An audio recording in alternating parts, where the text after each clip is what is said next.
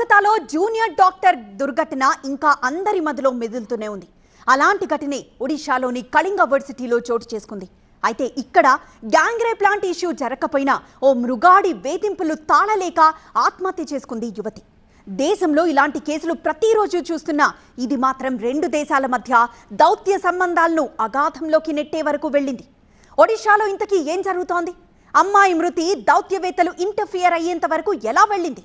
ఈ నెల 17న ఒడిశాలోని ప్రముఖ Kalinga institute of industrial technology యూనివర్సిటీలో నేపాలీ విద్యార్థులు పెద్ద ఎత్తున నిరసన తెలుపుతున్నారు. వి వాంట్ జస్టిస్ అంటూ నినాదాలు చేస్తున్నారు. కాసేపటికే యూనివర్సిటీ డైరెక్టర్ నుంచి ఆదేశాలు వచ్చాయి. దాంతో విద్యార్థులందరినీ బలవంతంగా వర్సిటీ నుంచి బయటకు గెంటేశారు. ఎప్పుడు రావాలో మళ్లీ చెప్తాం, అప్పటి వరకు నేపాల్ వెళ్లిపోండి అంటూ ఆదేశాలు అందాయి. అంతేకాదు వాళ్ళందరినీ బలవంతంగా ట్రైన్ ఎక్కించి పంపించే ప్రయత్నం చేశారు. అప్పుడు తెలిసింది అసలు విషయం.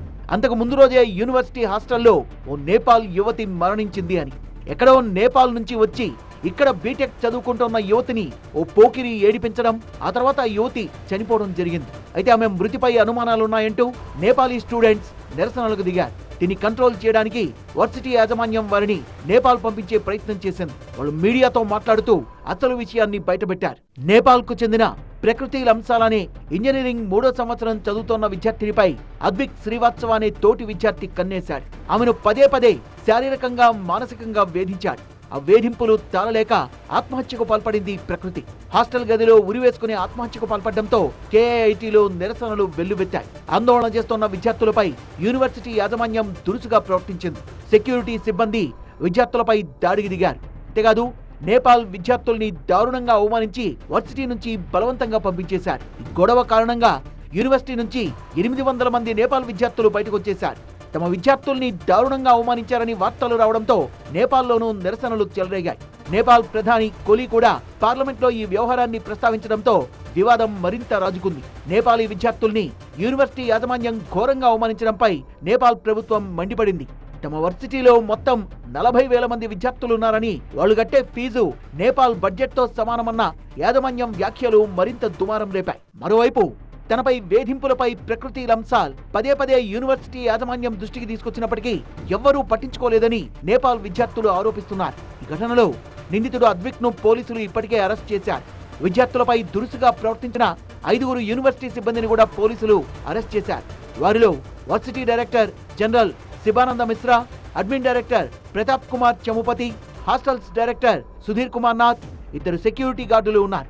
ఈ ఘటన ఒక యూనివర్సిటీనే కాదు, 2 దేశాల మధ్య దౌత్యపరమైన ఇబ్బందుల్ని సృష్టిస్తోంది. ఇన్సిడెంట్ లో వాస్తవాల్ని వెలికితీసేందుకు ఒడిశా ప్రభుత్వం హోంశాఖ అదనపు ప్రధాన కార్యదర్శి సారథ్యంలో 3 నిజ నిర్ధారణ కమిటీని ఏర్పాటు చేసింది. ఉన్నత విద్యాశాఖ, మహిళా శిశు అభివృద్ధి శాఖల కార్యదర్శులు కమిటీలో ఉన్నారు. తోటి నేపాలీ అమ్మాయి చనిపోతే నిరసన తెలుపుతున్న విద్యార్థులకు సస్పెన్షన్ లేఖలు జారీ చేయాల్సినంతగా కాలేజీలో ఎలాంటి పరిణామాలు చోటు చేసుకున్నాయో ఈ కమిటీ ఆరాధీసి ప్రభుత్వానికి నివేదించనుంది. ఆ నైట్ ఈ పిల్లలేమో వచ్చి నేపాల్ నుంచి వచ్చిన పిల్లలు వచ్చి పైకి వచ్చి కూర్చుండిపోయి వాళ్ళ డిమాండ్స్ కోసం రైజ్ చేశారు. అవుట్ ఆఫ్ కంట్రోల్ సిచ్యువేషన్ ఇప్పుడు వచ్చిందో సార్ అన్నారు, ఈ పిల్లలకి కొంచెం ఇంటికి వెళ్ళనివ్వండి, ఇంటికి వెళ్ళి కొన్ని రోజులు ఉండాక తిరిగి వస్తే everything will be set right. Apologies అడిగారు. From the top to bottom everybody apologized and we were also shocked on that day. Actually we are giving answers to state government team who had committee చేశారు కదా, ఆ కమిటీకి answer కూడా ఇస్తున్నారు. ఆ తర్వాత embassy నుంచి 2 వచ్చారు, వాళ్ళకి కూడా సిచ్యువేషన్ ఎవ్రీథింగ్ అర్థమైంది.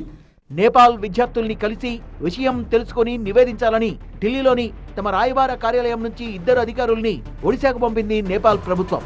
విద్యార్థుల నిర్ణయం మేరకు కుదిరితే మళ్లీ హాస్టల్లో చేర్పించడం, లేదంటే స్వదేశానికి తీసుకెళ్లడంపై విద్యార్థులకు అధికారులు సలహాలు సూచనలు చేస్తారు. యువతి మృతి ఓ సమస్య అయితే విద్యార్థుల్ని బలవంతంగా స్వదేశానికి పంపించేయడంతో మరో సమస్య ఇప్పుడు వర్సిటీని చుట్టుకుంది. ఇది దౌత్యపరంగానూ ఇబ్బందిగా మారడంతో వర్సిటీలో ఏం జరుగుతోందో తెలుసుకునేందుకు కేంద్ర రాష్ట్ర ప్రభుత్వాలు సీరియస్ యాక్షన్ కు దిగాయి.